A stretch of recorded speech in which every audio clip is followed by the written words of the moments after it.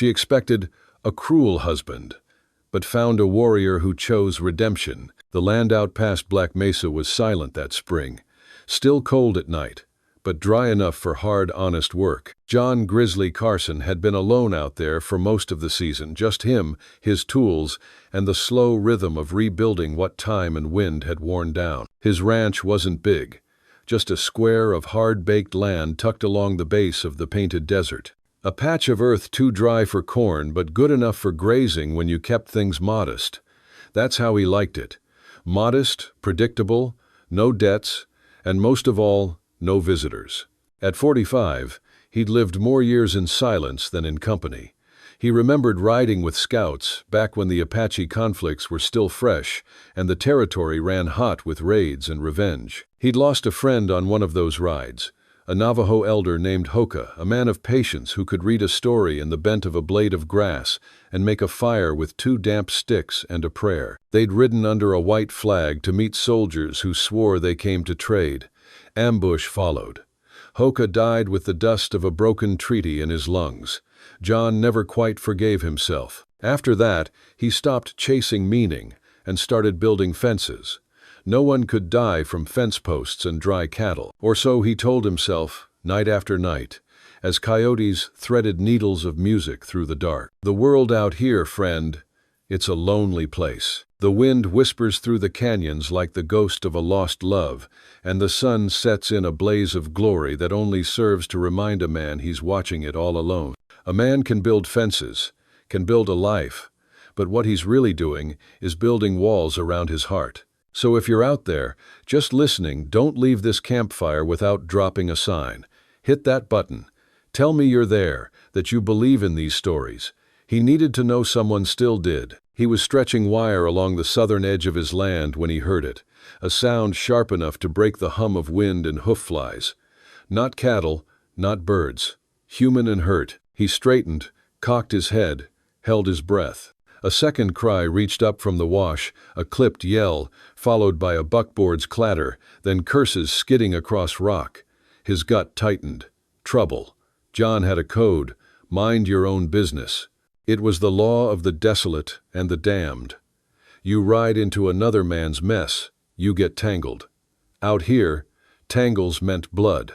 But the cry, it was a plea that dug an iron hook into something long buried inside him. It pulled up a memory of Hoka's eyes the day they rode under that white flag, the look that said, "You know this isn't right, son." He unlooped the reins from the post, swung into the saddle, and nudged his bay gelding toward the dry gulch. His hand hovered near the Winchester that lived across his saddle. The knot in his stomach felt familiar, an old companion from the days when every ride was a bet you might not live to collect. 5 minutes brought him to a lip of sandstone above the gulch. The bay stopped on its own. Chaos moved below like it had learned to walk. A buckboard lay on its side, one wheel still spinning, a ridiculous little windmill beating time against the dirt. 2 men in dust-stiff dusters wrestled with the wreckage, trying to free a third whose leg was pinned beneath the tongue. A fourth paced the dry wash, lean and wiry with a scar rising from jaw to ear, eyes cold as a winter snake. John knew his sort by the way the jaw sat, a man who liked power not because it solved things but because it hurt while it did. That would be the leader. Out here, meanness often passed for authority. Then he saw her. She was caught in the tangle of boards and barbed wire that had spilled from the buckboard's back. A small figure in a rawhide dress, one hand pressed to her side where blood had painted the leather too dark to ignore. Her hair, raven black, was snarled by a splinter. Apache, John thought. By the cut of her dress, the beadwork scuffed but still bright with stubborn life. A young woman of the land he once swore to protect. She stared toward nothing, too proud to cry, too hurt to move. The men called her the Bounty, laughed about pretty merchandise, voices greased with a decade of sin. John heard those words like old thunder, the same words he'd heard in whispers over Hoka's grave. He hadn't blamed the war for Hoka's death. He'd blamed men who made people into prizes. Conscience, a thing he'd buried under post holes and winter feed, sat up in its shallow grave. He drew a slow breath and let the rifle slide into his hands as naturally as a carpenter reaches for a square. He took a knee behind a mesquite fan, found the leader in his sights, then shifted an inch and put the bead on a knot of wood in the buckboard. He didn't want a corpse on his land if he could help it. Not yet. The shot split the day. The knot burst into splinters. Dust hung like a curtain. All 4 men snapped toward the rim. "Get out," John called, voice flat and big with the echo of the wash. "This ain't your land, and that ain't your prize." The wiry man found him. His smile showed teeth the color of old corn. "Well, well, Grizzly Carson, the hermit with a hero itch," he drawled. "That's our bounty, old man. Stolen goods, worth a pretty penny." John's second shot smacked dirt between the man's boots. The leader hopped back, smile faltering.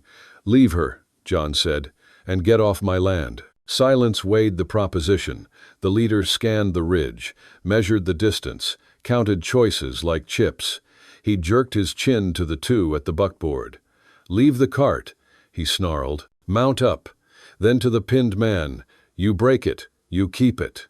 He spurred away like he had a second sunrise to catch. The others followed in a conjugation of curses, dragging the pinned man out raw and leaving him to hop for his horse or rot. A rattler's heart always beats for itself. John stayed high until the last sound faded into the ribs of the desert. Then he eased down, boots testing the rocks.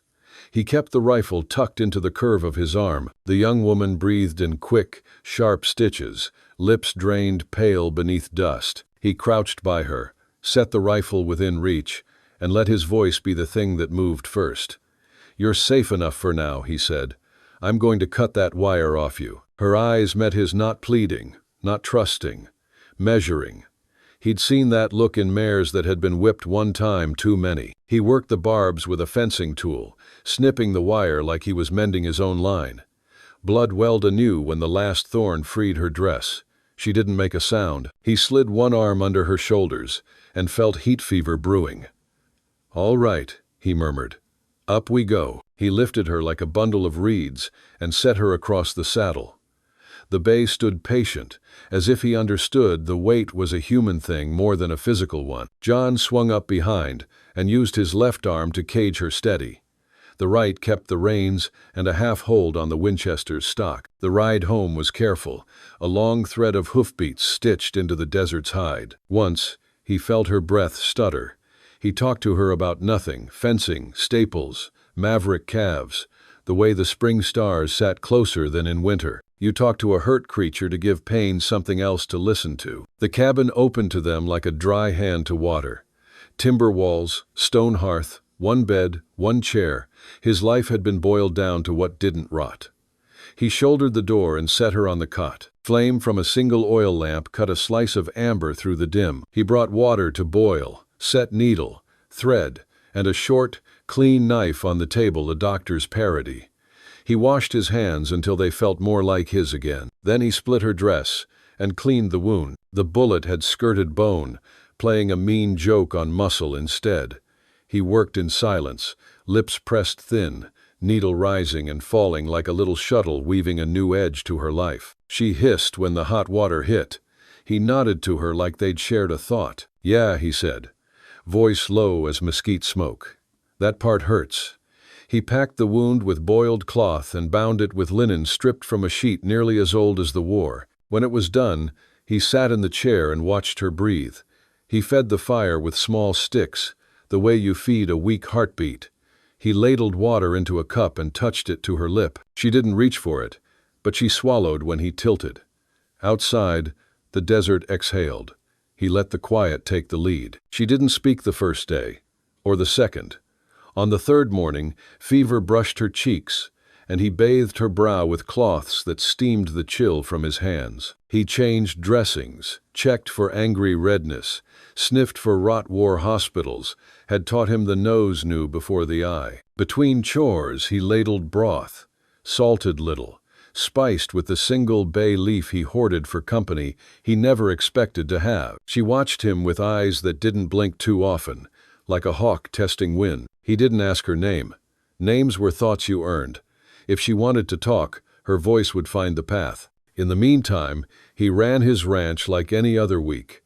Feed the horses, walk the line, check the tank, curse the pump, thank the sky anyway.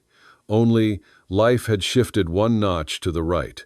There was another breath in the room, another heart finding its measure against four walls that had been listening to one man's ghosts for too long. Rattlesnake Riley hadn't gone far. John felt him the way a man feels a bad weather change.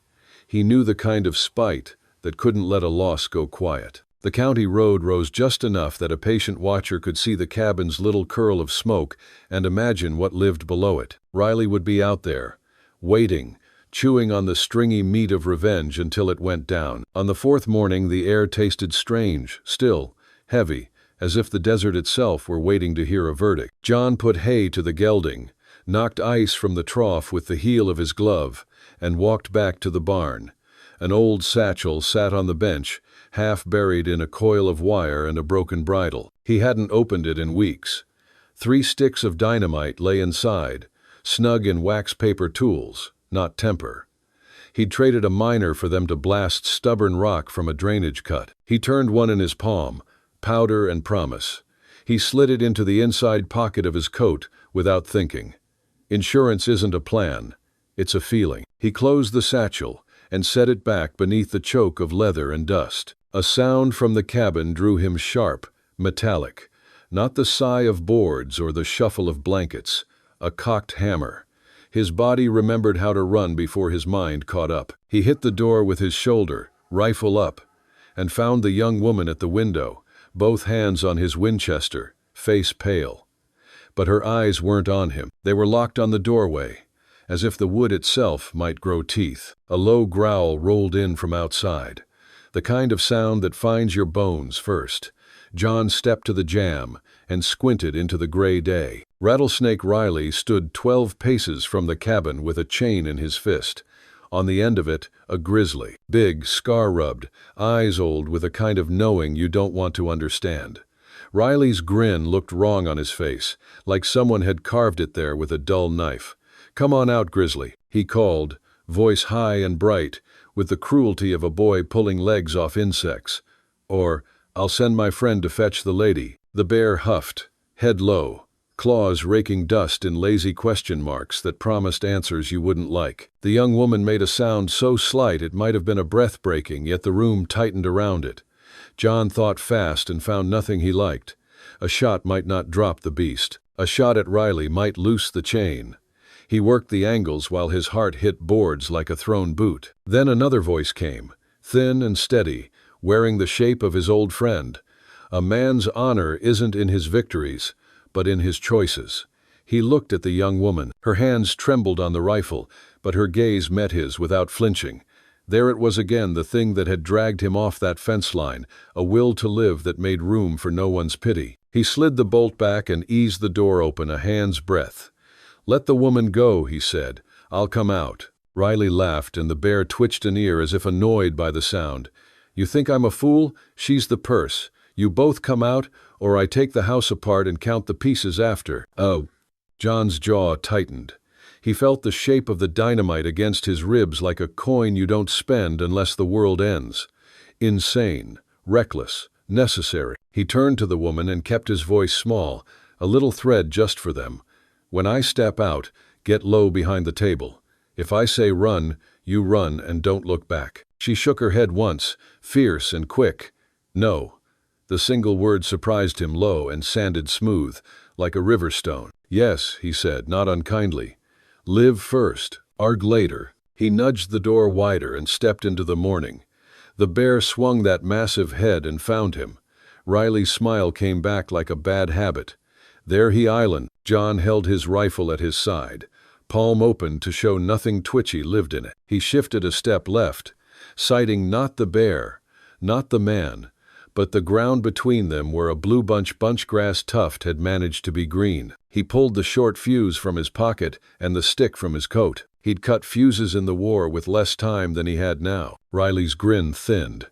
"What have you got there, old boy?" "Something loud," John said.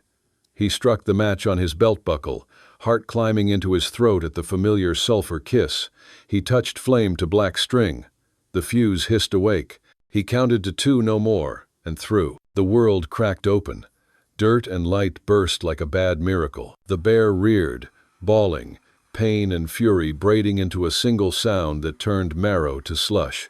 The chain snapped or was dropped, John never knew. The beast wheeled and found the nearest hurt in the shape of the man who'd chained it. Riley ran, which is to say he died more slowly. The bear followed, an avalanche with teeth. Shots banged wild into the day. The other two men who had crept back on the ridge froze just long enough to look small, and then fled in spirals of panic back toward whatever hole had taught them to crawl. John didn't watch. Some things you don't need your mind to keep. He pivoted into the cabin, grabbed the woman's arm, and said the only word that mattered. Run. They left everything pot half full on the hearth. Bed turned down, a life that had never been more than boards and habit. They ran up the wash where stone held the tracks and the wind-stripped scent. They climbed until legs burned and breath argued. She stumbled, caught herself without breaking stride, and kept on. Blood stamped flowers through the linen at her side, but she made no complaint. He checked her once with a glance that asked more questions than he had words for. She answered with a nod that said later, "Not now." They broke onto a shelf of red rock, where a lone mesquite combed the sky and dove over its back into a crease of shade that hadn't seen noon in months. There they folded to the earth, both hands open, as if to say to the land, "We mean you no harm." John listened hard. No chain, no laugh, no bear. Only wind. The kind of silence that feels like a verdict you can live with. He took his canteen and tipped it. She swallowed carefully, each mouthful small. The way a person drinks, who has learned thirst, can be a liar. When she could, she leaned her head back against the rock and closed her eyes. He watched the pulse in her throat steady and let his own lungs remember how to do their job. "What's your name?" he asked finally, low as the cool in that shaded seam. She opened her eyes. The fever had stepped back a pace, but hadn't left the room. "Naish," she said. "It means the defiant one." "No." He said it back to her, tested the weight of it on his tongue. Naish. The name felt like a drink you didn't know you'd been walking toward for years. He gave her his in-trade. "John Carson," he said. "Some call me Grizzly." "I saw why," she said, and a shadow of a smile touched the corner of her mouth there and gone. They rested until the light softened and shadows threw long spears.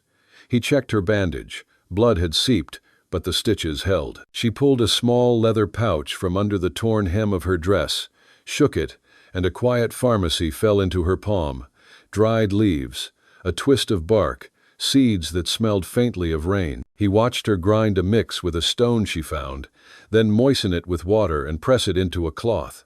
She held it to her own wound and leaned into the rock until a low sound escaped her. "You know herbs," he said. "My mother taught me.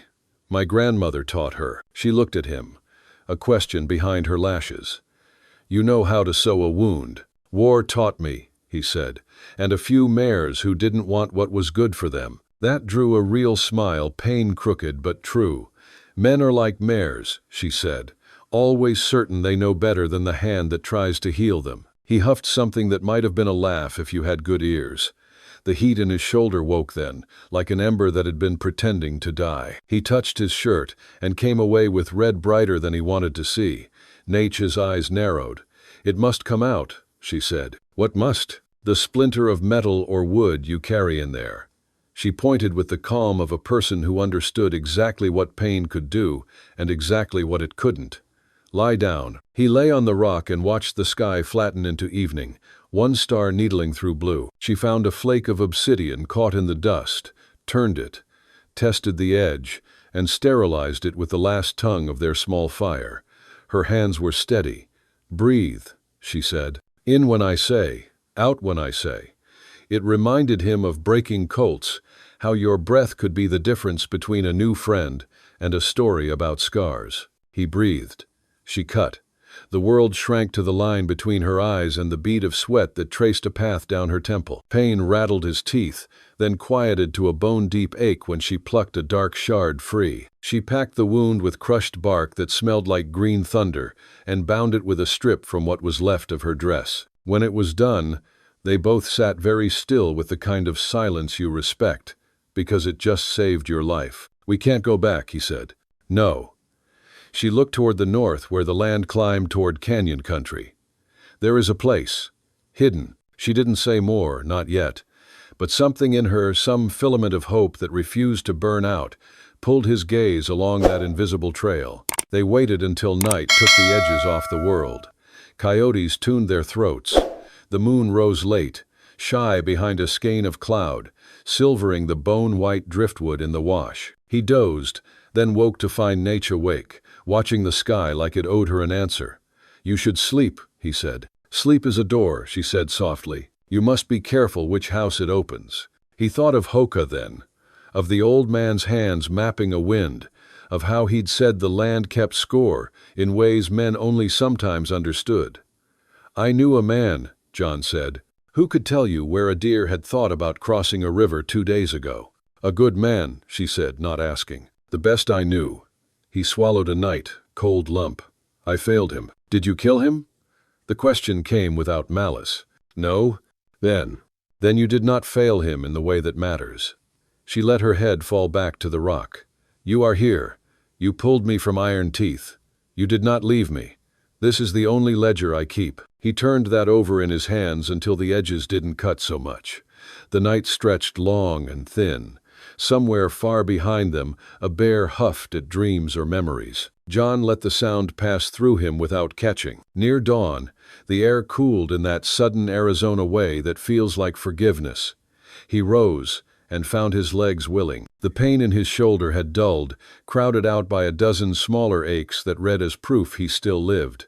Naish stood with one hand to her side, eyes on the faintest path traveling between juniper shadows. She nodded to the north. "We go," she said. He looked once toward the rag of sky where his cabin sat in his mine bed, unmade, coffee can on the shelf, the little clay horse Hoka had carved perched above the window like a watchman. He'd gone out that morning to feed the gelding, same as any other day. He would not see the cabin again.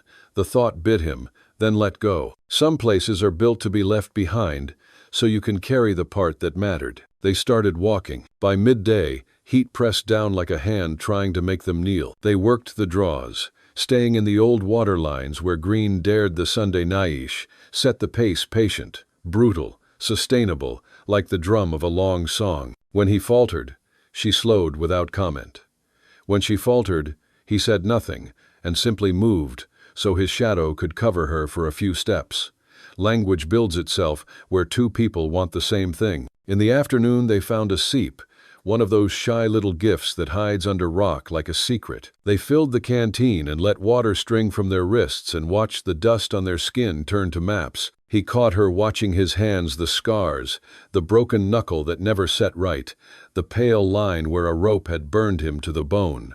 "What did you do?" she asked, when the shooting stopped. "Built fences," he said. "For what?" He thought a long time. "To stop what ran through me." "Did it work?" "Some days." "Oh?" She nodded like that was the only honest answer a person could give. By the time the sun leaned west, Black Mesa wore a crown of light, and the painted desert had pulled on all its evening colors, like a troupe of dancers waiting for the fiddle. They reached a red stone ledge that spilled into a narrow throat walled with brush and rock. Naish touched 2 stones set in a particular way, moved one, then stepped through the scrape. He followed, breath held, as if walking into a church. The passage swallowed them and opened into a room of earth no map acknowledged. A seam of sky cut overhead, a cottonwood sipped from a hidden vein and whispered its small gossip. A single blanket of old fire lay quiet among stones black-glazed with many nights of living. Naish set down her pouch and looked at him as if to say, "Home enough for now?" He nodded. She eased down and let her body admit what it had been refusing for hours.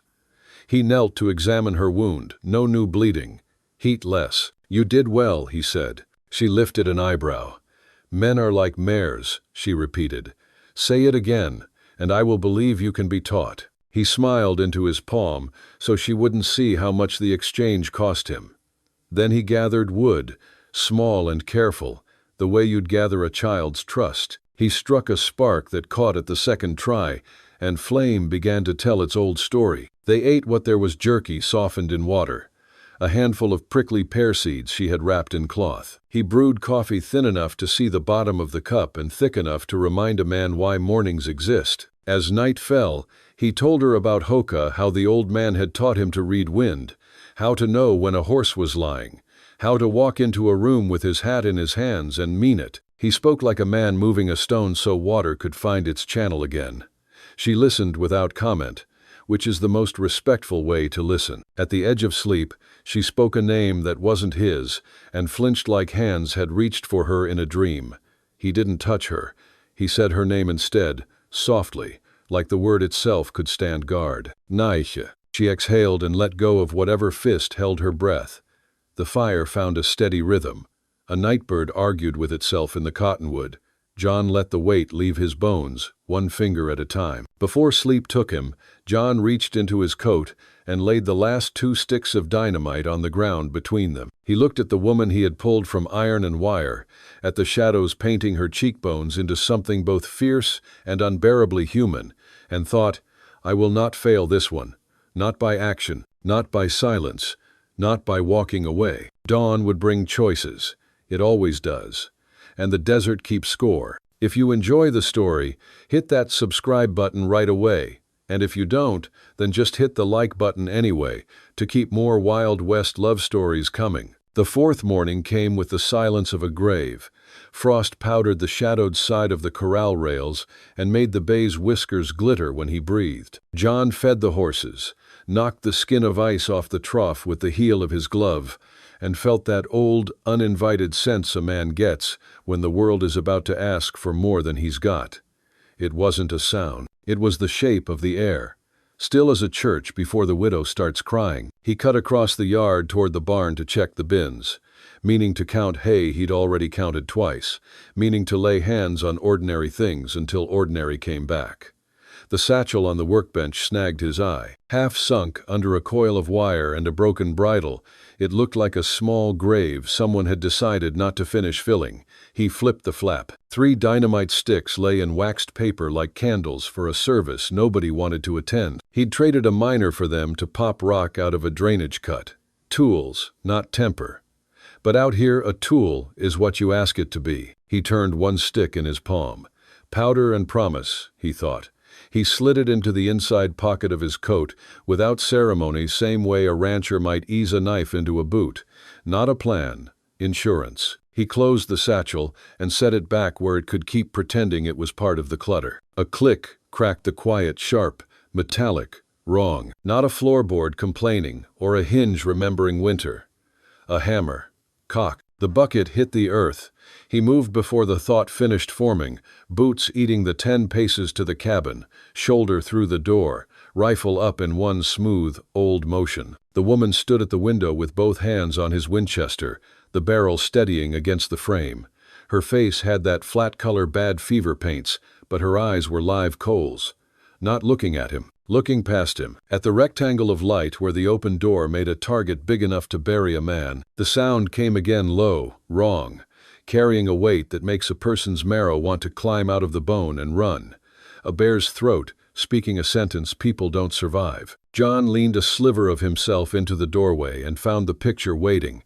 Rattlesnake Riley, 12 paces out, with a chain in his fist and a grin carved on his face. On the end of the chain, a grizzly with a scar bleaching one shoulder like a lightning strike in old bark. The bear's head swayed, eyes small and clever, the way a mean horse's eyes get when he's thinking about turning. 2 riders posted back near the cottonwoods, rifles across saddles, trying real hard to look like this was a good idea. "Come on out, Grizzly," Riley sang, voice high with the kind of cheer a boy has when he's pulling legs off insects. "Or I send my friend to collect what you stole." The woman made a sound so thin he wouldn't have heard it if it had been wind. He didn't look at her. He kept his eyes on the chain, on Riley's hand, on the distance between one bad decision and the next. He could shoot the bear and maybe die slower. He could shoot Riley and definitely die fast when the chain let go. He felt the dynamite against his ribs like a coin a man isn't proud to spend. He thumbed the bolt back and pushed the door open a touch wider. "Let the woman go," he said. "I come out." Riley laughed, and the bear twitched an ear like the sound offended him too. "You figure me for a fool, old-timer? She's the purse and you're the pocket. I'm collecting both." The woman's breath had started to get that sawtooth edge fever gives. John could feel the heat rolling off her, even across the space between them. The room seemed smaller than it had been last night, like the boards wanted to pull in close and listen to whatever happened next. He set the rifle stock against the jamb, palm open, a show of empty he didn't believe in, and breathed like Hoka had taught him, slow, through the nose.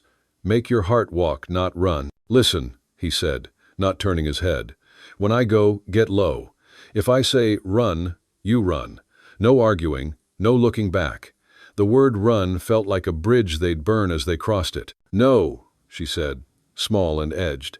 First word he'd heard from her that wasn't a hiss of pain. One syllable, a whole story. Yes, he said, same softness, but the steel tucked inside. Live now, argue later. He stepped out into the morning and found what passed for mercy. A dull sky that made the world one color and easy on the sights. The bear swung its skull his way and huffed, a musky, rot-sweet breath that came from a place older than the first campfire. Riley shifted the chain enough to let his threat breathe. John kept his hands where the world could see them and angled 2 slow steps to the left, setting his boots where the dirt held a little. He broke a match on his belt buckle with his thumb like he'd done it 1,000 times because, in other lives, he had. Sulfur flared. He touched it to the black string tucked at his coat seam. The fuse woke with a fighting hiss. Riley's grin lost a tooth. What have you? John counted 2 in his head and threw. Not at the bear, not at the man, at the earth between them, because sometimes the ground needs to be reminded who's boss. The world ripped.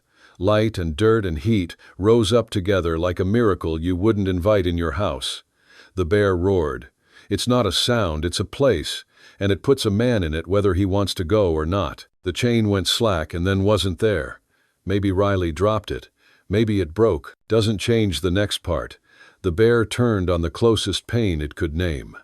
Riley ran, pumping fear like a bellows. The bear followed, 500 pounds of old arguments with teeth. John didn't watch the end of that conversation. He grabbed the rifle, yanked the woman's wrist, and said, "Run." They ran. Out the back where the door didn't exist, because he made it by hitting the wall with his shoulder until it became a door. Then through the narrow between the lean-to and the tank, where the smell of sun on wood and old water got inside his head and told him to keep his feet moving. Bullets snapped against plank. Riley's riders had found their tongues. The bay screamed at the corral and slammed fence with chest and forelegs until the stapled crosspiece popped like a cork. Horses broke in 2 directions at once, because that's what terror does to herd. The riders swore and split, because you can't chase men and money at the same moment unless you've got twice the soul you were born with. John hauled the woman into the wash, where the ground turns stingy with tracks, and the brush starts pretending to be stone. She stumbled once, hissed, got up before he could reach to help, jaw set. He cut left, then cut back, laying sign over sign, until the wash itself got bored of trying to figure him out. The dynamite pop still rang in his bones. The bear's roar had turned to grunts and tearing sounds from the cottonwood stand. The riders shouted to each other in voices that wouldn't be so big in an hour. They found the spill of a slot where water had been 6 weeks earlier and slid into cool shadow. The woman breathed fast, shallow, the kind that steals tomorrow to buy another minute. Blood had bled through linen and made flowers the color of murder. He pressed her back against rock and lifted the bandage enough to look. The stitches held. The seepage wasn't arterial. He forced his hands slow, gentle. Like he was telling a skittish colt, he understood who owned the fear in the room. 3 minutes, he said. Then we move. 2, she said, voice thin but carrying more command than he'd heard in some sergeants. He listened for horse and man and bear. Coyotes out past the draw sang their thoughts, and a scrub jay announced the end of the world to any who hadn't noticed yet. The air carried dust from the blast, a taste like old pennies. He counted backward from 60 twice and touched her elbow. She nodded once and pushed herself off the rock on her own power. They moved in the cuts, in the places rain had written its fast letters months ago. He kept them off the ridgelines and out of the open. The riders were behind them somewhere. 2 bad decisions on 2 good horses. Men like that were always better in a bar than in broken country, but a bullet didn't need a pedigree to do its work. John set a pace a wounded body might hate but could keep. He heard Hoka in his head. Short steps, long miles. He corrected his stride to match hers without looking like he was doing it. You don't insult a proud thing by helping it too loudly. The wash pinched to a throat, not much wider than a coffin, then spilled into a little theater of stone where a cottonwood had found a drink deep down and taken it like a promise. He knelt, pressed his palm to the dust, felt the memory of last night's mice. Nothing big had come through. Good. He tilted his canteen and let 4 swallows into her, no more. Sip, he said, not swallow. She obeyed, then swatted his hand away like a woman telling a fly to find its own business. He almost smiled. The almost hurt worse than the stitch in his side. They cut west toward a spine of slick rock that lifted out of the country like the back of a sleeping lizard. The sun shook free of the cloud and put a hard edge on everything. Heat found the skin between his shoulder blades and started pushing. His coat felt heavy with the remaining dynamite and the damp from his own back. He wanted to shed both. He shed neither. Behind them a rifle spoke once, the sound slapping from rock to rock like it was trying to make up for bad aim with volume. John stayed where the land made choices for him, side hill, across a crumble of shale so loose a man couldn't run without leaving half his future in the dirt. He kept the woman between him and the wall, one hand near her elbow, not touching unless she started to tilt, and then only the amount a man might use to remind a good horse that gravity wasn't done yet. By noon his shirt clung to him, and his breath had turned into a bellows that didn't want to stop ringing. The woman's face had the grayish cast of someone bargaining with their body and not liking the counteroffer. He called a halt under an overhang that cast a butter-knife slice of shade. He split a strip of jerky with his knife and sucked on it instead of chewing. He showed her the trick. She copied it without ego. He ground a pinch of coffee in his palm and let it sit on his tongue, bitter and holy. Her eyes kept flicking past him to the east, as if she knew the shape of the coming trouble better than he did. "They will try the ridge," she said, voice a little stronger between sips. "They'll try the easy thing," he said. "Easy will get them killed here, but easy is stubborn. They know this country? They know the map men draw in their heads when they're drunk." That almost smile again. It lived there, cautious, like a wren thinking about nesting in a boot. He unwrapped her bandage. The wound powdered along the line of his stitches, but wasn't angrier than it had a right to be. The fabric had glued itself to the meat in spots and came away with a sound he didn't enjoy hearing. She made the smallest sound a throat can make, and still call it a sound. He poured a trickle of water to loosen what wanted to cling. "Sorry," he said. "Don't be," she said. "It is your hurt on my skin." He looked up, not sure he'd heard right. Her eyes were somewhere past him, toward canyons he hadn't walked. "They did this when they threw me," she said. "You are only the needle that closes it." He felt the thread of that sit inside him and tie to something he thought had died. He changed the dressing and tied it neat. The way he tied laces on a colt, he wanted to trust him. He wanted to ask her name. He didn't ask. Names taken before they're given are a kind of theft. A shadow crawled across the far rim, then another. The riders had made the easy choice. John put 2 fingers on her wrist and pressed, and they moved again, sliding from shadow to shadow while the sun tried to trap them in its teeth. The country bellied down and then kicked up in a bluff of wind-sanded stone. They hugged it and found a narrow crack, a child's idea of a hallway, and slipped inside. The temperature dropped 5 degrees. His skin drank the difference. Boot gravel whispered at the top of the crack. One rider. John eased the woman behind a lump of sandstone that stuck out like the knuckle of a giant's fist and stepped forward into the open with his rifle low and his body saying, "I belong here." Some men see only what you point at. Others see what you're trying to hide. He bet these 2 were the first sort. A hat brim, and then a jaw worked into view, followed by a rifle's shadow stretching long like it wanted to get into the crack before its owner. The man leaned down to peer. John lifted the Winchester, took a breath, and shot the shadow's wrist. A scream fell into the crack like a dropped bucket. The rifle clanged against stone. The hand that had been controlling it vanished, and the rest of the man went with it. His horse squealed and backed. hooves throwing rock. The second rider shouted questions he phrased like orders. John didn't wait. He hooked the fallen rifle with his boot, brought it up, popped the shell, slid the weapon back to where the woman could grab it if she needed it. She didn't. She was busy watching the top of the crack like a hawk trapped inside a seam of sky, deciding whether she could make the air bleed if it tried anything. "Go," he said. And they went, deeper into the rib of the bluff, through turns that got mean and then got merciful. The crack broadened to a short chamber where someone ages ago had built a little cairn, 3 stones on 3 stones, the old human gesture that says, "I was here and left no harm." He added a pebble without thinking. She saw and did the same, and for an instant they were just 2 people remembering they weren't the first. They spilled out the far side into sage and low shad scale, into a world the riders wouldn't guess was connected to the last one. He set a line northwest by a notch in a mesa he knew, using the sun's push on his eyes and the clean draw of the air, where good country announced itself with taste. He had the beginning of a thought, now not a plan exactly, but the story of one.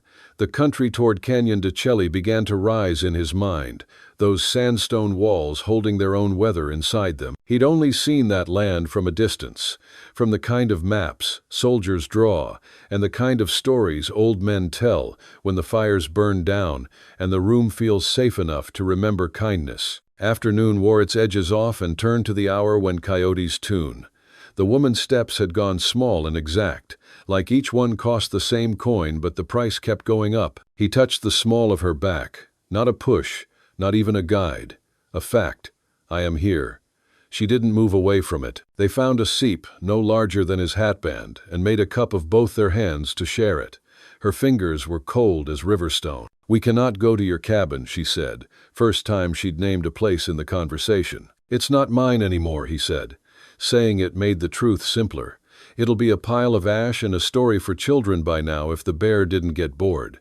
Riley won't be coming there again." This is... At the name Riley, something moved across her face like a cloud that forgot to bring rain. "He took women as if the taking were a game," she said. "He sold the game to men who find rules too hard to keep." He waited. When a person cuts something open in their own memory, you let them decide when to stop the bleeding. "They made me run," she said. "They tied wire to the back of the cart and dragged it through brush to pull me with it when I fell. They laughed when the thorns sang." Leb. He felt the bear of anger wake up in his chest. Blink. Huff. He set a hand on rock instead of a fist on anything more breakable. "He won't sell anyone else," John said. He meant it to be a statement of the past. He heard it sound like a promise to the future. She angled her head. "You did not look when the bear answered him." "I don't need that picture," he said. "I got enough of those." He added because the truth wanted the air. "I hope it was quick." 0. "Quick is a better god than justice," she said.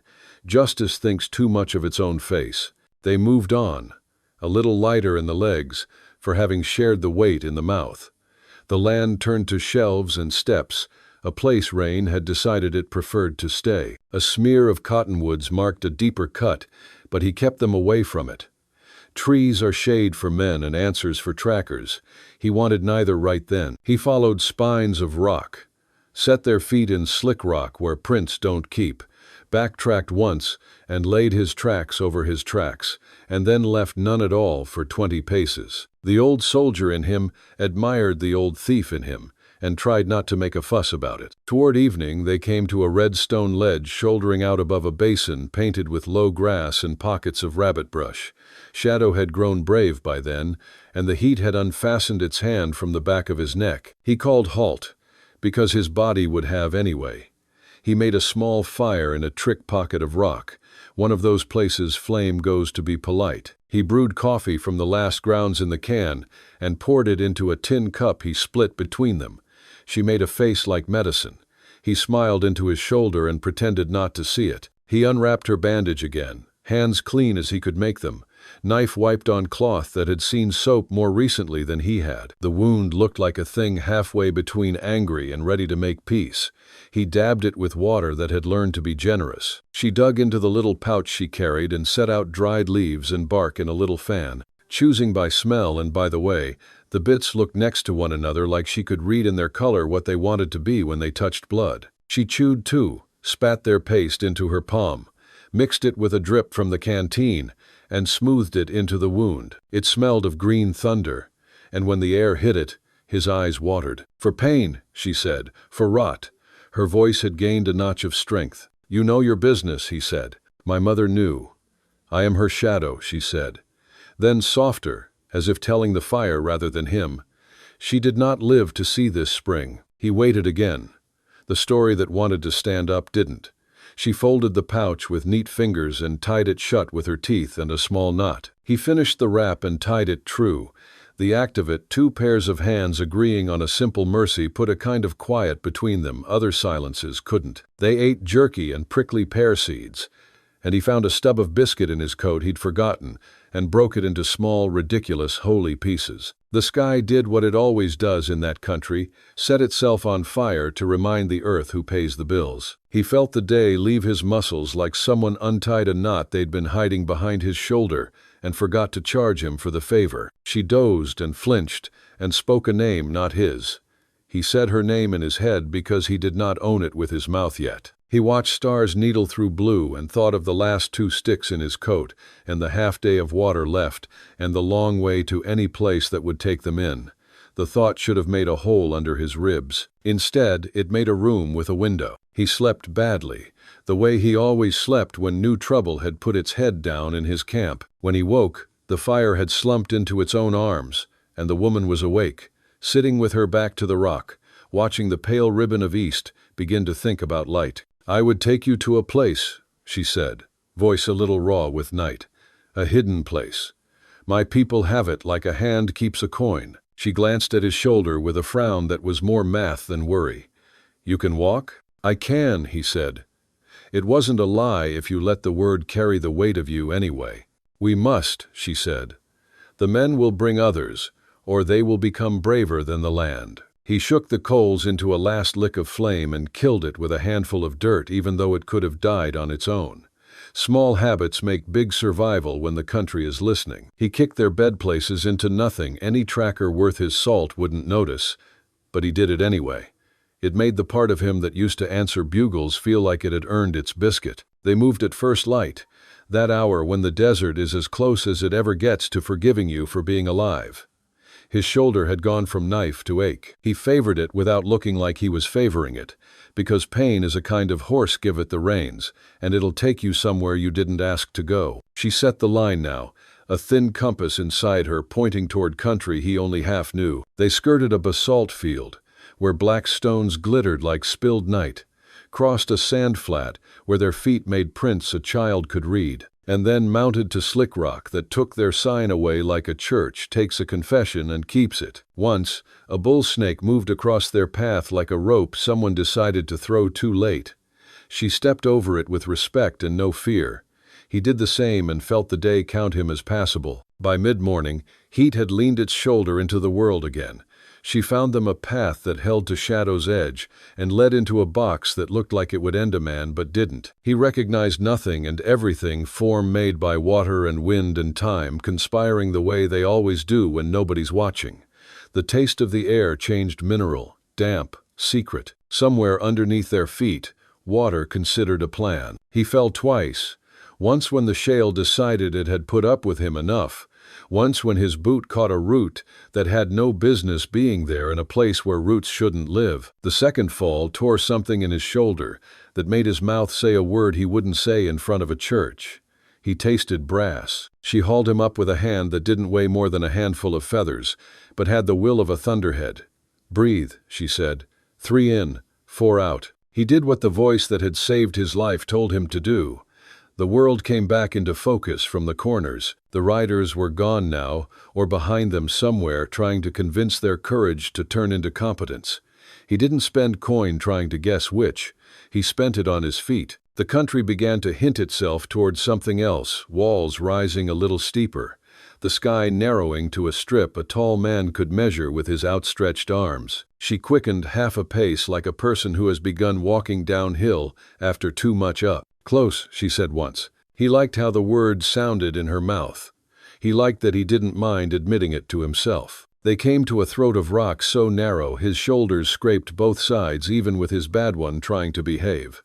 A cottonwood leaf skittered down through the slice of light above them and landed on his hat brim. He took it off, looked at it, put it in his pocket like an idiot. The woman saw and didn't smile this time. She nodded like he'd passed some tiny test she hadn't planned to give. On the other side, the world opened. Not big. Not grand like the painted desert showing off. It opened the way a palm opens when it's tired of clenching relief and a small, quiet promise. A floor of sand, damp enough to remember last night without bragging. Walls of sandstone, streaked with mineral tears, older than any story men tell. A trickle of water showing its teeth in a shallow run that disappeared under rock and reappeared 20 paces on like a magic trick for people who still believe in anything. She stopped. He almost ran into her because stopping had not been in his plan. She let her hand float into the air, palm down, a gesture the land understood and obeyed. He obeyed it too. The kind of stillness that comes then isn't empty. It's packed with names you don't know yet. Two men stepped from the shade like stiffness, trying to remember it had once been muscle. They wore the land like a second skin. Not soldiers, not cowboys. Men whose faces the sun had carved and the wind had sanded. Long hair braided back, eyes level, hands empty in that watchful way that says the emptiness is a kindness they're offering you, and you will be careful with it. One was older than the other, but both were old enough to have buried people. They looked at John the way you look at weather coming from the wrong direction. Then they looked at the woman, and the younger man's mouth softened at the edges. He said something in a language John didn't own the right to guess. She answered with a wash of syllables that ran like water over stone and came out the other side clean. The older man glanced at the bandage that wasn't the color bandages prefer to be and grunted as if adding it to a ledger. "Who is he?" the older asked in English because he had decided John needed to understand the question and any answer that might follow. The woman drew herself up without wasting an ounce of the effort it cost, and her voice had a clear bell in it John hadn't heard before. "He is the one who turned the teeth of the iron beast away," she said. "He is the one who did not leave me for the Sunday." The older man's eyes took John apart and put him back together in different order to see if the pieces could still do what they were made to do. It was the gaze of someone who held a great many truths and was careful with them. "And what is he to you?" he asked her, not unkind. She didn't answer fast.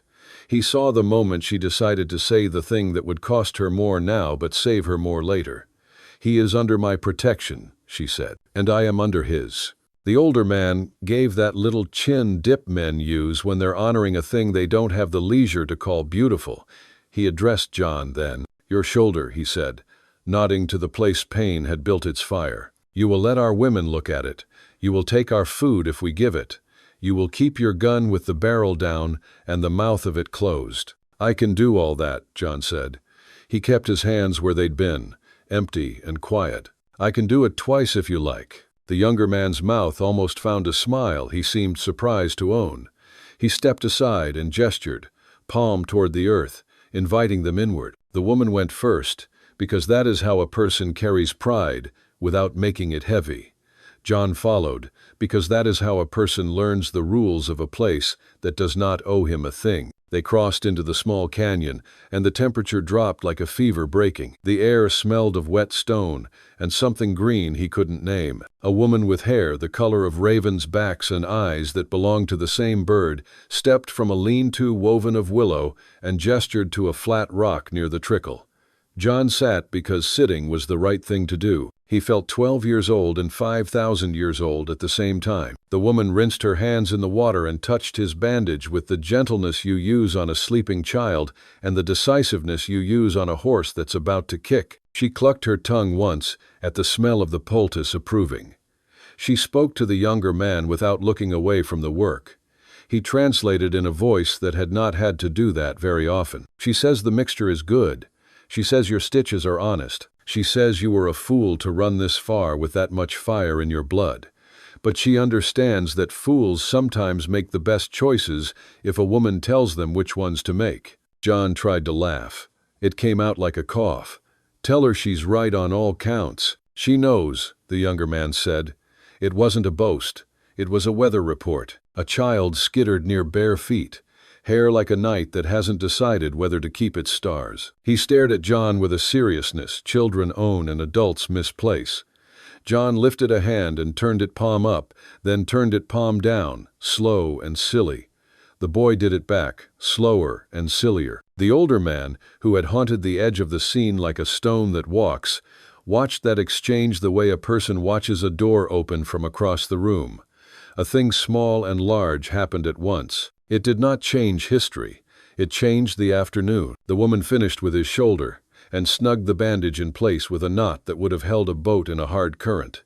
She patted the good part of him, once the solid part of a man between wounds, and nodded. He nodded back, a little awed at how a human hand can weigh the same as mercy when it wants to. They gave them food, corn cakes the size of his palm, a stew that had turned rabbit and onion and a handful of herbs into something you don't know you were starving for until the spoon wakes your mouth. He thanked the younger man for the translation, and then remembered the world is bigger than English, and thanked the older man with his eyes and his slowness and the way he put the bowl down clean and careful when he finished. When his hands stopped shaking, not from fear, not from fever, but from the sudden absence of both, he realized he had been wrong all morning about the ledger of what was owed to whom. He had not brought a woman to safety. He had been allowed to walk as far as her people's threshold, and they were deciding whether to let his shadow fall across their floor. He lowered his chin in the smallest bow, a motion he would have mocked in his younger days, and the older man saw and did not hate it. Dusk bled into the seams of the canyon, voices lowered.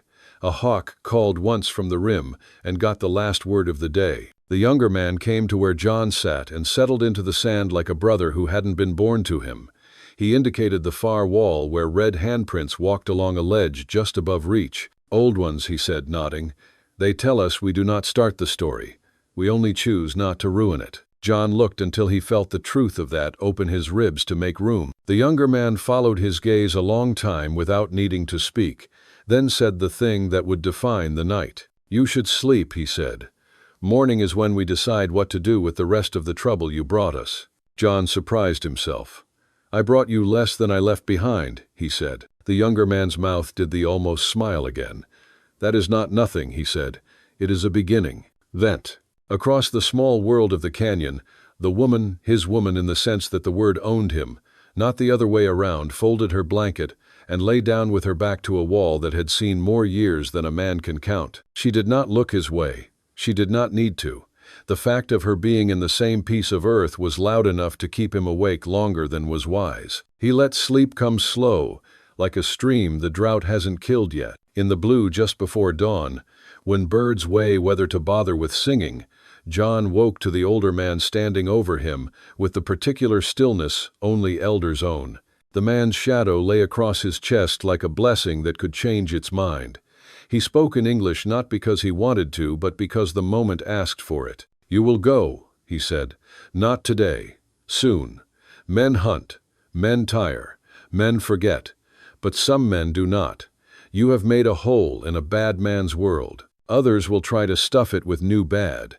This is not a place for your kind of gravity to sit too long. John sat up slow. His shoulder had found a way to hurt without complaining. I understand, he said. He did.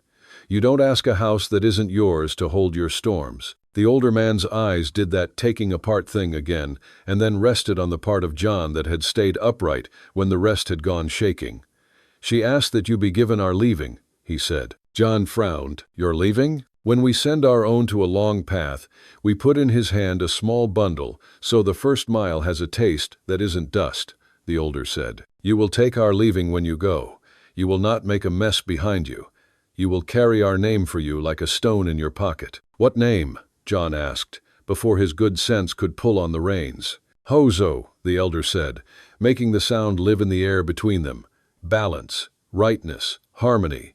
Not because you are it, because you walked toward it when running was easier. John's throat closed in that unmanly way a man gets embarrassed by when he is too young for wisdom. He nodded, eyes on the sand, because looking anywhere else would have let that knot fall out of his mouth as tears. I'll try to earn it, he managed. No, the older man said, with the bare edge of a smile that was almost a scolding. You will try not to break it. He left John with that and a new weight that felt like the right kind. When full morning came, the canyon put on its light, and the little trickle sang a more cheerful tune. The woman came to him and sat, knees up, arms around them, a girl's posture on a woman who had bled, and not asked for anyone to make poetry out of it. She had the leather pouch in her hands. She untied it, counted the dwindled stores, made a decision with her eyes, and tied it again. "We go when the sun leaves the rim," she said. "We go where the rock keeps secrets." He nodded. "I'm with you." Ovti. She tilted her head, searching his face for whatever men hide there when they say big words. Whatever she saw, let her mouth soften.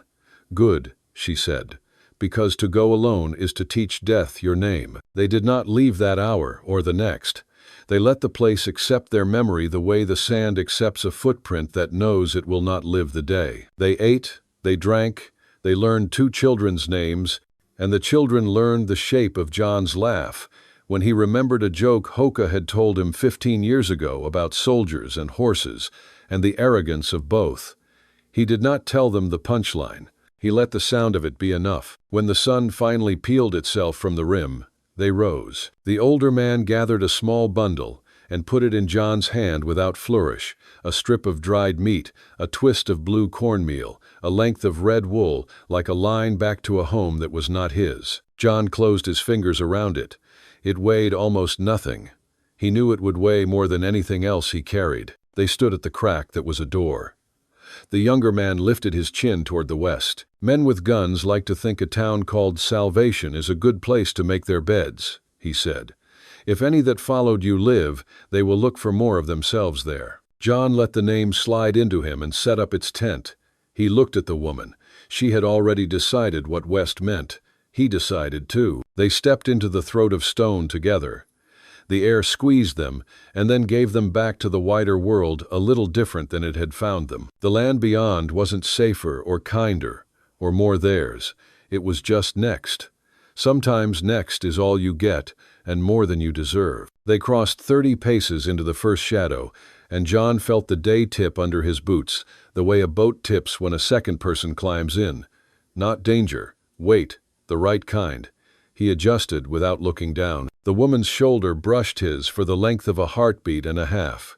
It was an accident and a vow. Behind them, the canyon held its breath. Ahead, the country took one for them. Somewhere far off, a buzzard made a circle that wasn't about them, and that felt like a benediction.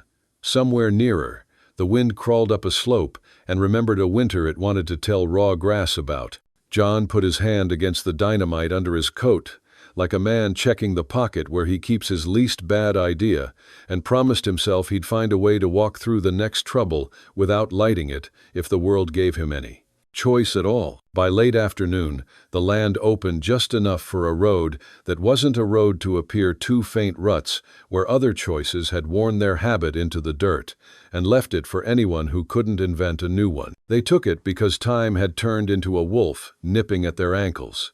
Shade won a few arguments against the Sunday hunger turned reasonable again. He checked the sky, found the notch in the mesa he'd used as a compass all day, and felt the sweet exhaustion of work done with no witness. Dusk colored the edges of things in that merciful way that makes ugliness less proud. They climbed a ramp of stone into a saddle between 2 lesser hills and looked down at a sweep of country that ended in a town smudged into the horizon like a thumb had tried to erase it and got bored. One sign caught the last light and gave it back pale. He couldn't read it from where they stood, but his bones did.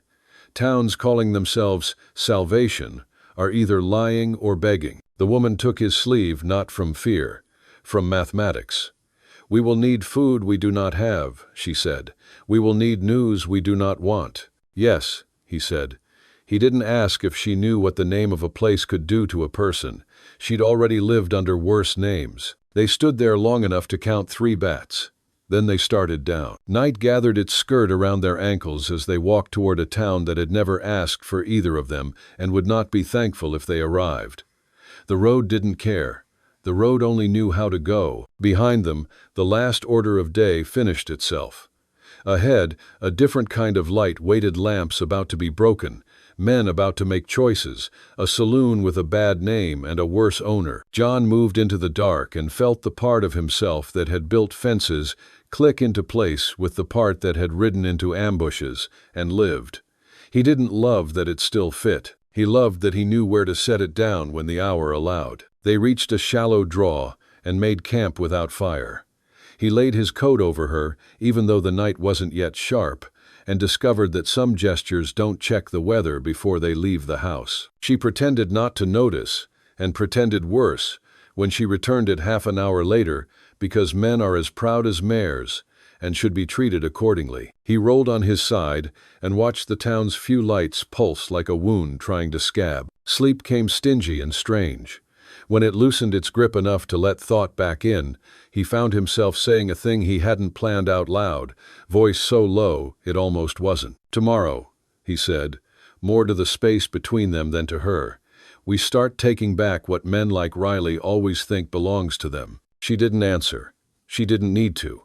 The breath she let out agreed. He closed his eyes and saw a porch lamp shatter, a street go dark, a snake find the shoe that meant him harm and bite it. He opened them to the same 3 sad lights still burning in the far-off smudge. Morning would bring work. It always did. And somewhere between the last cricket and the first bird, sometime between his heart counting too fast and not fast enough, he realized the bleeding part of him had gone quiet in the presence of the only thing more stubborn than pain.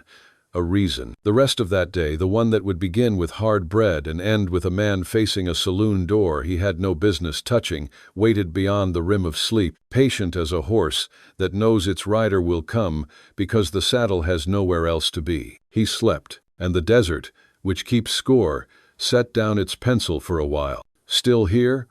Hit the comments with a flood of 1 second, and tell us where you're watching from if you love Wild West love stories. The rest of that day was a blur of sun, shadow, and pain.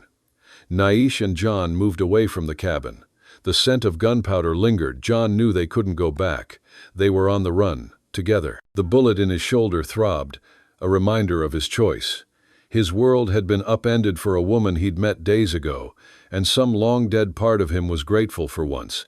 The ghosts were silent. They found shelter in a small, rocky outcropping as the sun began to set, painting the sky in violent shades of orange and red. John slumped against the cool stone, his breath ragged. Naish, despite her own wound, was a whirlwind of quiet efficiency. She gathered brushwood for a small fire, careful to keep the smoke to a minimum. She found a patch of moss and herbs and began to crush them with a smooth stone. Her movements were graceful, purposeful. She wasn't just surviving, she was living. She knelt beside him, her eyes on his shoulder. "It must come out," she said, her voice a soft command. He didn't argue. He didn't have the strength. She didn't have a knife. So she used a shard of obsidian she'd found. Her hands were steady, her gaze unflinching. He watched her work, the pain a dull roar in his head, and he saw the strength of a healer, a woman who knew the land and its secrets. She was a defiant one, blooming in the heart of the desert. When she was done, she wrapped his shoulder with a strip of her dress. She then tore another piece, wrapped her own wound, and looked up at him. "My people," she said, her voice barely a whisper. "We have a place, a hidden place. I can take you there." John hesitated. He had spent his life avoiding the Apache, the people he had failed. Going to their home would be a leap of faith he wasn't sure he could make. But he looked at her quiet strength, and knew he had no other choice. She was his only chance. The journey was a blur of pain and determination. He was weak, losing blood, his body screaming with every step. She guided him, her hands steady on his back, her voice a soft murmur of encouragement. She told him stories of her people, of the canyons, of the long journey they were forced to make, of a people who had endured more pain than he could imagine. She told them not for pity but to show who she was, where she came from, the strength in her blood. She told him of the man who had betrayed her people, who had put a bounty on her head. He didn't ask why. He already knew. The night deepened, and so did the fever burning in his blood. The wound wasn't clean, it tore through muscle, leaving splinters of bone aching with each move. His vision blurred, and each stumble felt like it might be the last. Naish never faltered. She kept him upright with strength he wouldn't have believed from her size. At times, she spoke softly in her own tongue, words he didn't understand but felt like a tether to the world. When the fever broke into shivers, she stopped, pressing him down against the sand. From her pouch she pulled roots, dried leaves, and a small bundle of crushed bark. She chewed them slowly, mixed them with water, and pressed the bitter paste to his lips. He tried to turn away, but she forced it between his teeth with surprising force. "Swallow," she commanded. He obeyed. The taste was foul, but warmth spread through his chest, dulling the fire in his shoulder just enough for him to breathe. They camped that night beneath a red stone ledge. She built no fire, only covered him with her blanket, whispering that smoke might give them away. He drifted in and out of blackness, each time waking to her face above his, her hand on his brow, checking for death. She didn't allow him to give up, even when part of him begged for the quiet end of it. By the second day, his strength was nearly gone. The wound had clotted, but fever came in waves, drenching him in sweat. Naish forced him onward with patience and fury alike. She sang low songs of endurance. Once, when he fell to his knees, she pressed her forehead to his. "If you stop here, you stop forever," she said, eyes burning with defiance. The land seemed to conspire against them. Shale cut his boots. The sun pressed down like a hammer. Buzzards circled overhead, waiting for collapse. But Naish knew the desert as her own body. She led them to hidden springs, to shade beneath cottonwoods, to cactus fruit whose juice she pressed to his lips, keeping him alive one bitter mouthful at a time. At dusk of the third day, he nearly bled out. The bandage slipped, the clot torn when he fell against rocks. Blood soaked his shirt. His vision went white, then red, then nothing. When he woke, the sky was full of stars, and Naish crouched over him, hands stained with blood. She had pressed hot stones against the wound, chanting words older than the canyon. Pain ripped through him, sharper than any he had known. But it dragged him back. "You will not die here," she said. Not a plea, but a command. Every step after that was borrowed time, his body moving only by her will. She had become the spirit he thought buried with the men he failed. By the time they reached the throat of Canyon de Chelly, he was more specter than man, carried by her resolve. And yet, when he saw the first hints of the canyon walls of sandstone rising like cathedrals, painted by the morning sun, he felt something stir within him. Survival was no longer just a debt to her, it was a promise. Naish had carried him across the threshold of death itself, and he owed her more than life. He owed her a future, one where her people would never again suffer betrayal from men like him. They reached the entrance to the Apache Canyon at dawn, the sun a distant promise on the horizon. The canyon was a labyrinth of rock and shadow, a natural fortress. Naish led him through a narrow passage, and then they were there. It was a hidden world, a world of ancient stone and whispered prayers. He was a stranger in a strange land, and he could feel the eyes of the Apache on him, their gazes filled with suspicion and wariness. They saw a white man, a soldier, a ghost of the past. They didn't see the man who had saved one of their own. An elder, a man with a face as weathered as the rock walls themselves, stepped forward. He looked at John, then at Naish, his eyes a cold, hard challenge. "Why have you brought this man here, Naish?" he asked, his voice a low, gravelly sound. Naish stepped forward, her body a shield between him and the elder. "He saved my life, grandfather," she said, her voice strong and clear. "He risked his own to save mine. He is a man of honor." The elder looked at John, a long, searching look. "Honor?" he scoffed. "A white man's honor is a flimsy thing, a lie told to justify their greed." John's gut told him to fight, to justify himself. But Naish's words, her quiet strength, held him back. He knew he couldn't fight them. He had to earn their trust. He had to prove he was worthy. He had to show them, not tell them. He was a man of action, not words. He was grisly. He let go of her hand and stepped forward, facing the elder. "I don't expect you to believe me," he said, his voice low and steady. "I have made mistakes. I have seen good men die because of my own foolishness. I have lived with that shame for a decade. I didn't save your granddaughter for glory or for money. I saved her because it was the right thing to do, and if you want to kill me, then do it. But know this, I am no longer the man I was. I am a man who fights for what is right, not for what is easy." The elder looked at him, his eyes searching his for any sign of a lie. He saw none. He saw a man who was broken, a man who was burdened by his past, but a man who was also seeking redemption. He saw him. He didn't see the soldier. He didn't see the ghost. He saw John Carson. "You may stay," he said, his voice a little softer this time, "but only under watch. Time will show if your words are truth, and you will not bring your kind of war to our home." Naish took his hand, a small, grateful smile on her face. He had done it. He had passed the test. "Hey there, friend. Take a moment and get yourself a full glass of water. It's easy to forget, but staying hydrated is crucial for your health. Also, if you've been sitting for a while, do a quick lap around the room and give your eyes a break from the screen. Your body will thank you." For the next few weeks, John lived among the Apache. It was a time of healing, a time of learning. Nature nursed him back to health, her hands a gentle comfort, her voice a steady presence in his life. She taught him about the land, about the plants and their healing properties. She taught him about her people, about their traditions, about their history. She showed him a world he had long forgotten, a world of honor and resilience, a world he had once promised to protect. He watched her, saw her with her people, and he finally understood her.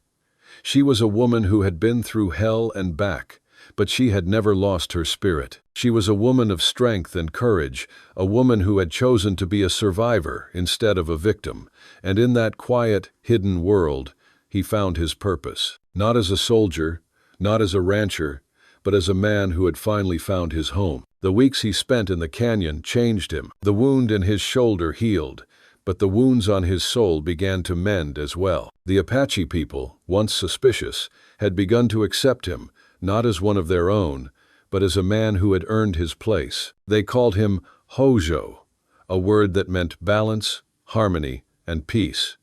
It was a name he never thought he'd be worthy of, a name he wore with humility. In the quiet days that followed, he learned more than how to bind wounds or gather herbs. He learned silence, and what it meant to listen to the wind scraping across the stone, to the laughter of children who had once run from him, to the prayers spoken softly at dawn. Every face he met carried history, yet they did not let it become chains. They lived with a steadiness that humbled him, a way of walking the earth as though each step mattered. In their firelight, he was no longer just a man on the run. He was a man rediscovering what it meant to live with purpose. For the first time in years, he felt the weight of his rifle lessen, as if violence was no longer the only language he understood. Naish, his defiant one, had given him peace and a reason to live again. Love had bloomed in the most unlikely place, a war-torn desert. When word spread that they would soon leave, there were no protests, no cries to make them stay. Instead, there were quiet nods, offerings of dried meat, blankets, and blessings whispered in Apache he could barely grasp, but felt in his bones. The elder's eyes softened as he pressed a hand to his shoulder. He did not forgive the past, but he acknowledged the man John was trying to become. As John walked through the canyon one last time, he felt every gaze upon him measuring, questioning, yet no longer condemning. The land itself seemed to hold him, reluctant to let go, but urging him onward. He understood then that peace was never a place to keep, but a gift to carry forward. One day, as they sat by the fire, watching the stars bloom across the night sky, she told him that the time had come for them to leave. The elder, her grandfather, had received word that Rattlesnake Riley and his gang were still active, still looking for them, and had recently moved into a small town called Salvation, a place known for its lack of law and order. Rumor said he'd survived the bear scarred, meaner than before. Naicha's grandfather had asked her to leave, for John's safety and for the safety of her people. It was a plea, not an order.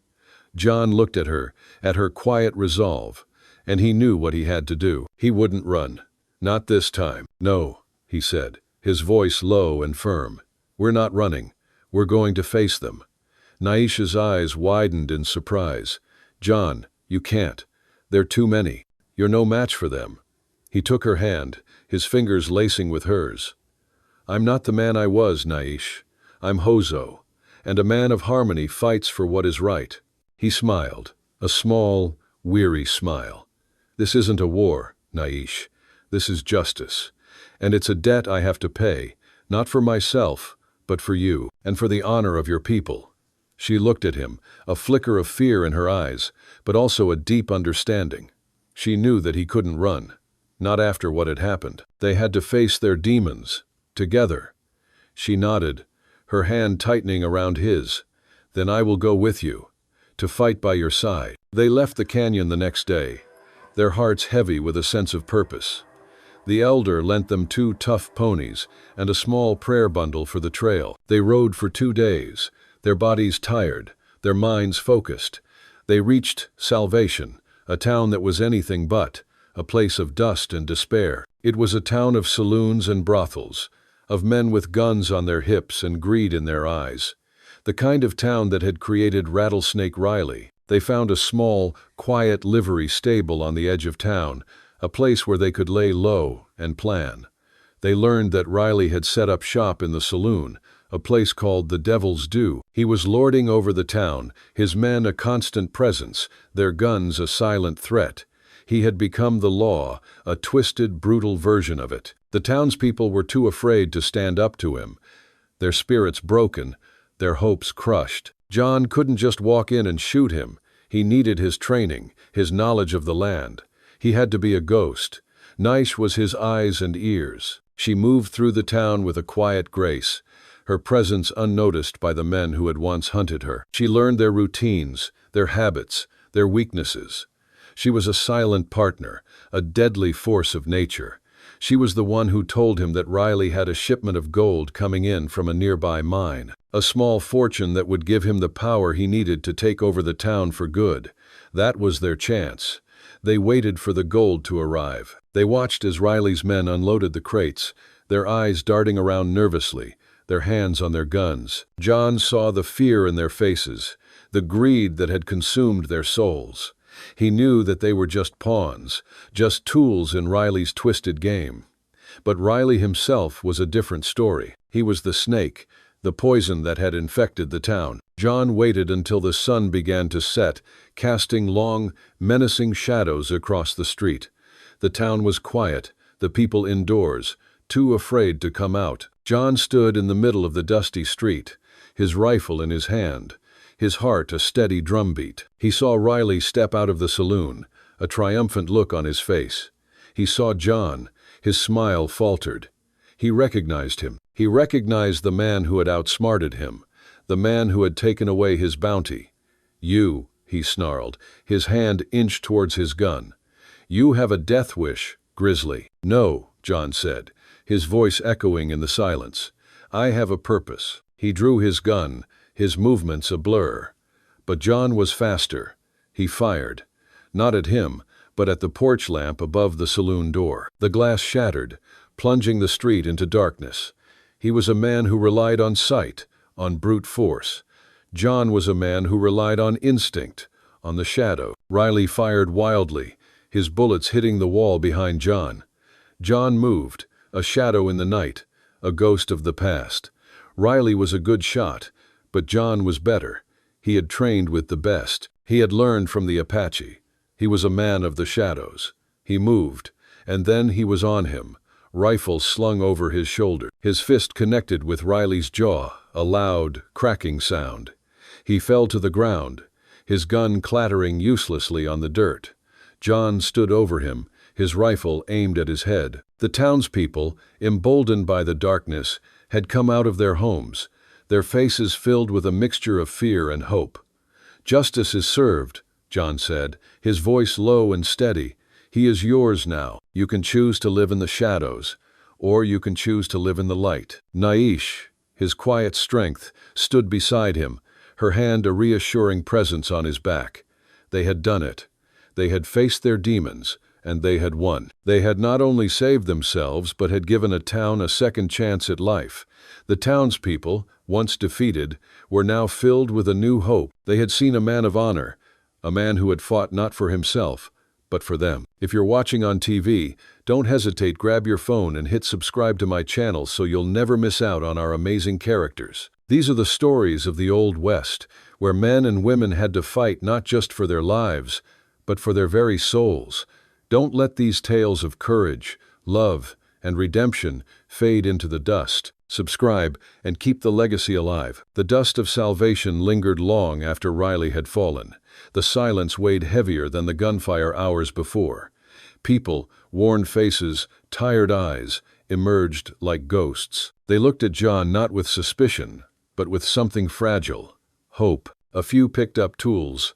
A woman lifted her child, and the self-appointed sheriff, once broken, now stood taller, his worn badge catching the last streaks of daylight. That evening, he approached John. "You could stay," he said. "Help me keep order. Be the law this town deserves." John knew the truth. Salvation wasn't his. His place was never behind a desk or wearing a star. He had found what he needed, not a home or a job, but a purpose that moved with him wherever the wind carried them. He turned to Naich, who stood close, her hand folded softly into his. Her eyes were on the horizon, where the last light of day bled into the sky, and he could see in her gaze the same truth he felt. "Are you ready?" he asked her, his voice low, almost reverent. She smiled, small, sad, but steady. "We have done what we needed to do here. It's time." So they left at dawn. Two riders against the rising Sunday. The air was sharp with morning chill, the kind that wakes your lungs and clears your mind. Behind them, salvation stirred to life, the sound of hammers striking wood, of voices daring to rise again. Ahead, nothing but the open desert stretched wide, endless and uncertain. They rode in silence for miles, not emptiness, but fullness, like the space between stars.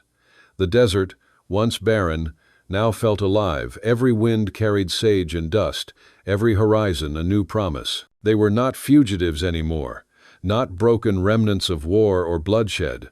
They were wanderers, seekers, lovers. Nights they camped under the stars, her head resting on his chest while the coyotes sang their songs in the distance. Days they rode through valleys where the rivers carved silver lines through the rock, where wildflowers dared to bloom despite the cruelty of the Sunday. Each mile was a lesson, each sunrise a promise. And yet, even as peace wrapped itself around them, John couldn't shake the feeling that the story wasn't over. There were still shadows in the world, men like Riley who thrived on fear and greed. The Wild West was not a land that stayed quiet for long, and sometimes, in the hush of dawn, he wondered if fate was merely giving them a pause before the next storm. One evening, as the fire crackled low, Naich slipped her hand into his, her eyes reflecting the blaze. She whispered the names of stars, teaching him the constellations of her people. He listened, not just to the words, but to the music of her voice, each syllable soft as river water. "If you've made it this far, I know you're a true fan of WWL. From the bottom of my heart, I wish your day is filled with health and happiness, and may a little stroke of luck find you in the next 15 minutes. Don't forget to share it with me in the comments." Then, for reasons he can't explain, she placed his palm against her belly. A silence thicker than the desert night fell between them. John looked into her eyes, and though she said nothing, he understood. His throat closed, his breath caught. In that fragile, unspoken moment, he felt the universe shift. A child, their child. The thought filled him with a joy so fierce it almost hurt. Not born of violence or survival, but of love, their love.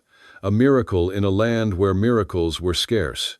He wanted to believe that was enough, that a cabin in a hidden valley, a quiet life, and the laughter of children would be their destiny. But something in the way the wind howled that night, restless and wild, told him otherwise. The next morning, before dawn, he rose. The fire was ash, the stars fading. He watched Naich sleep, her face calm, her hair spread across the blanket like ink spilled over parchment. His chest ached. Deep down, he knew, peace never stays, the road always calls. At sunrise, they saddled up once more. Only the memory of two riders chasing something bigger, an unwritten, uncertain future.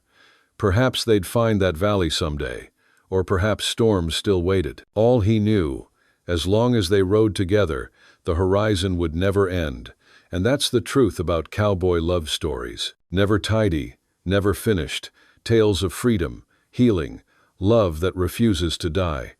A truly great Wild West love story isn't about a final destination, but the boundless journey itself. Because when you find a Wild West love like theirs, the adventure is just beginning. Today's story is about pains that seemed to have no way out until a small ray of light changed everything. Do you believe that, even in the darkest times, there's always a miracle waiting at the end of the road? And if deep down you still believe that God is watching over you, quietly arranging everything, then right now, leave a comment, Amen, below this video. Because who knows, at the very moment you write it, a blessing may quietly find its way into your life.